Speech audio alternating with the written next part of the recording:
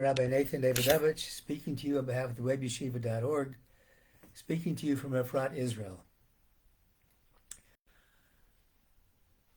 The topic of my discussion now is going to be the fact that Judaism and despair do not go together. What does that mean? We are shortly going into Chanukah. 1 week from tonight, Chanukah begins. Chanukah represents the great miracle of the small amount of Jews, the Maccabees, the Hashmonaim, who fought against the overwhelmingly powerful Greek army and won. And the Netivot Shalom, he calls this holiday of Chanukah Emunah and Bitachon, the festival of faith in God and trust in God. And he asks, how was it possible? How was it possible that the small group of Jews was able to overcome the greatest army in the world at that time?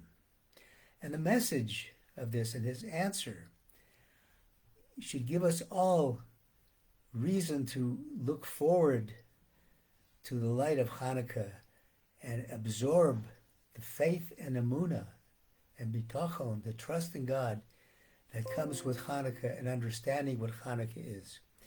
And he said, what was the weapon?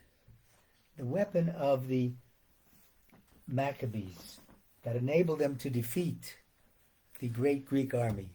And he said, the weapon was the 91st Psalm of King David, Yoshe B'Seser Elyon. He said they recited this during their battle, at the time of the battle. And Yoshe B'Seser Elyon contains some of the following words. Omer Lashem Machsi Musadasi Elakai Avtachbo. I will say about God, He is my refuge and my fortress, and I will trust in Him. And he goes on further to say, Lo tirei pachad laila. I'm not going to be afraid of the terrors of the night. I'm not going to be afraid of the darkness. I'm not going to be afraid of the situation that we're in, because I know that God is always with us, and I will see that God is with us.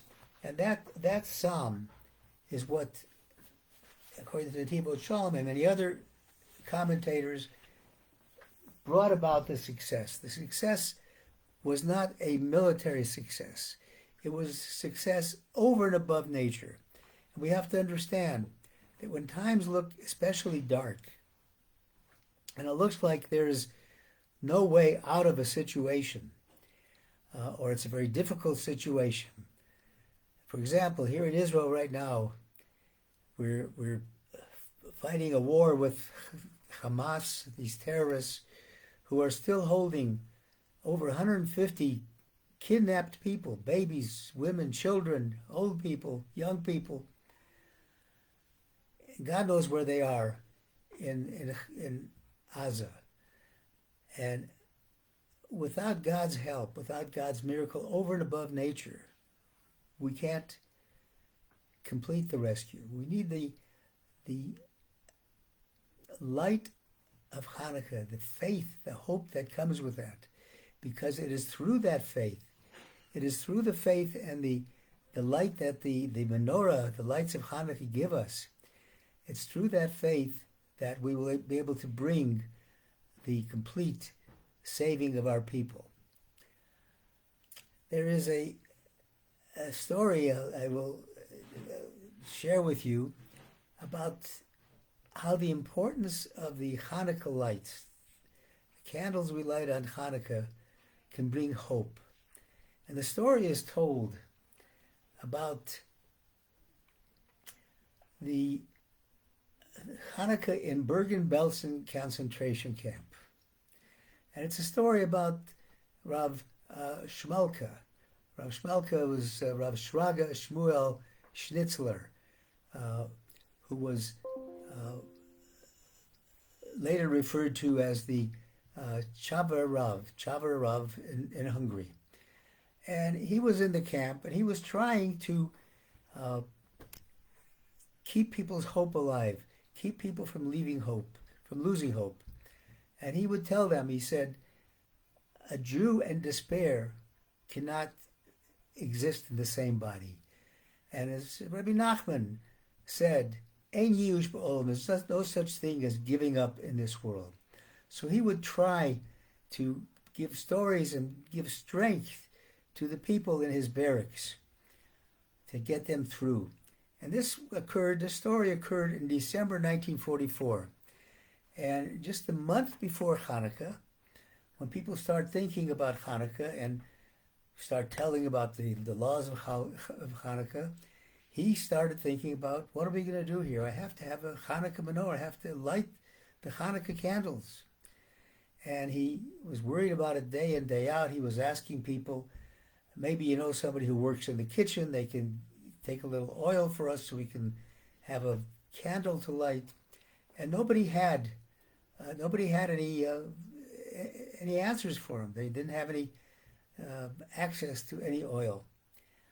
And just a few days before Chanukah, he was out doing the work that the Nazis made him do, and he was returning from that work over a bare field, and the field was frozen, and his foot got caught in a hole in the field, and he stumbled and almost fell. And as he almost fell, he noticed that there's something in that hole, something that caught his attention.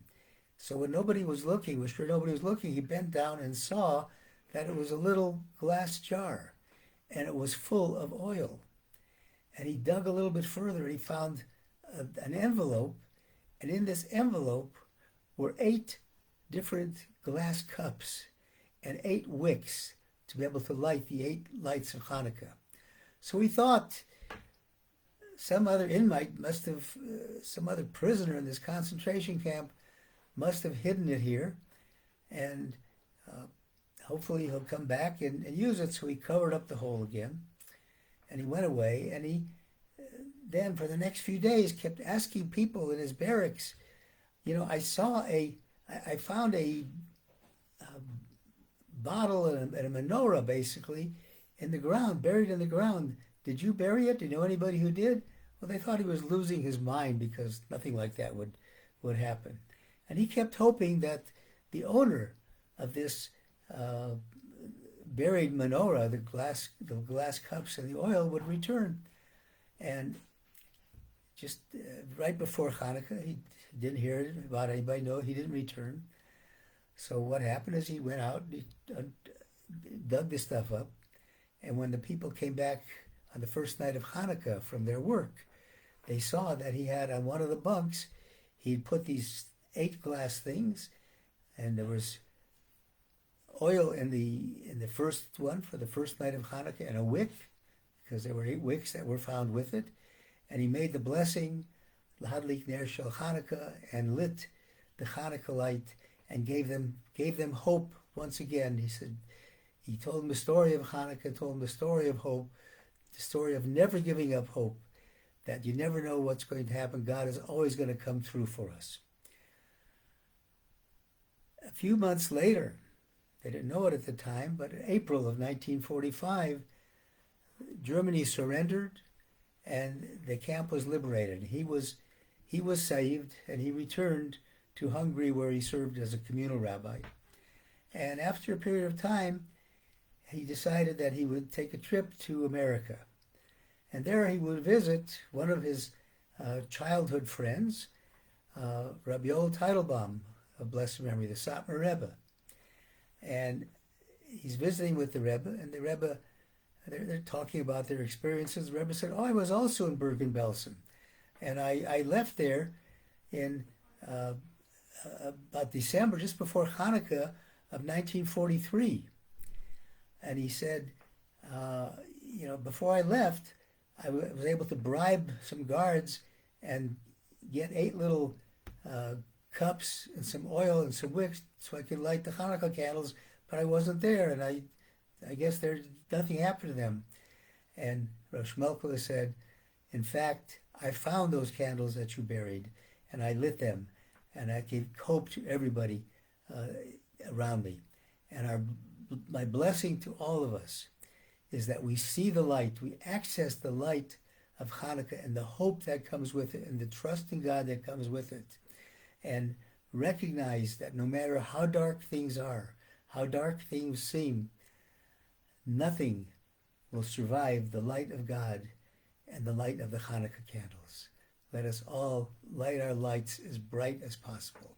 Thank you for listening on behalf of the webyeshiva.org.